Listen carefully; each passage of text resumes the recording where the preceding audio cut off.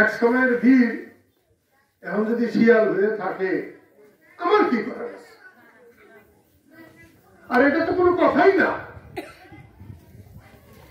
এটা তো কোনো কথাই না। যেটা জাতীয় ইলেকশন, আমি চোর না, আমি চোরের অনেক কিছুই আমি জানি না।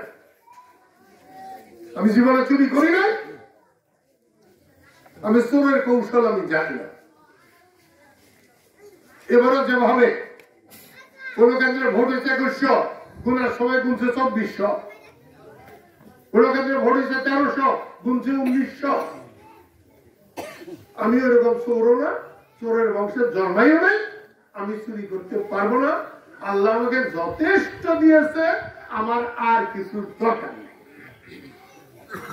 সেই জন্য মুক্তিযোদ্ধাদেরও বলি, আর যাদের মনে হয় চুরি হবো তারা গোল পাইল। আর যাদের মনে হবে আমার ভোট আমি দেব, দয়া করে আলসি সাইডা ভোট কেন্দ্রে যাইয়া ভোট দিও, দেখবা তোমার কাজটা এমনি। আমি অনেক ভরসা করি। নৌকার চুরির পরে আমি গামছার দল বানাইছিলাম পাহারা দেওয়ার জন্য।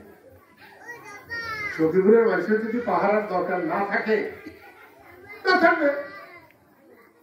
আজ থেকে মাঝখানে আগে কুতুবপুরের একজন ছিল, তার পুমা ট্যাং ভাঙছে, হাত ভাঙছে, মাথা ভাড়াইছে, আমার কাছে বিচার দিতে পারেছে।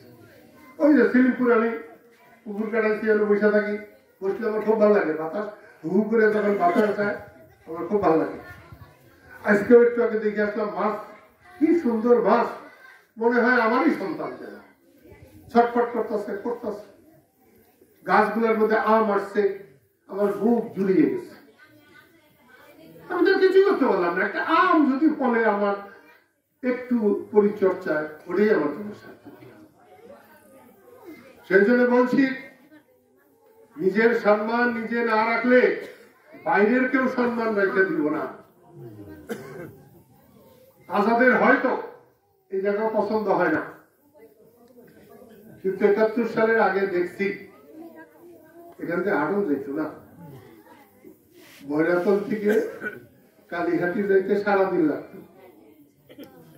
75 সালে আমি এই জেলার গভর্নর হয়েছিলাম, অন্য কোথাও যাই নাই।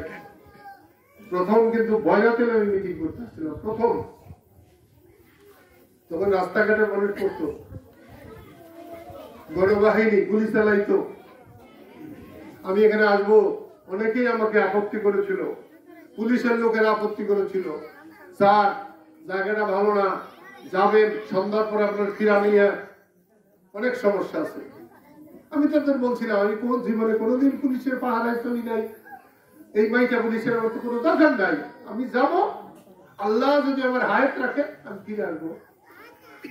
কতজন মারা গেছে, আল্লাহ আমাকে বাঁচিয়ে রাখছে এই সমস্ত কাপুরুষতা দেখার জন্য। বাদশার বক্তৃতা শুনে আমি কি বলবে খুশি হইলাম। তোমার বউটা যদি নিয়ে জায়গা, তুমি কি ঘুমাবা? তোমার মেয়েটা নিয়ে গেলে, নাতিটা নিয়ে গেলে কি ঘুম পারবা?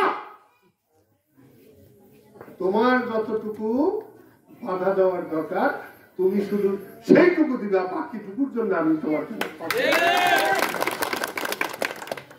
তুমি পেশাও করবার ভালো না, আমি পেশাব বন্ধ করে দেবো, তা চলবে না। একটা গরুকে, একটা ঘোড়াকে পানি পর্যন্ত নেওয়া যায়, কিন্তু তাকে পানি খাওয়ানো যায় না। পানি ঘোড়া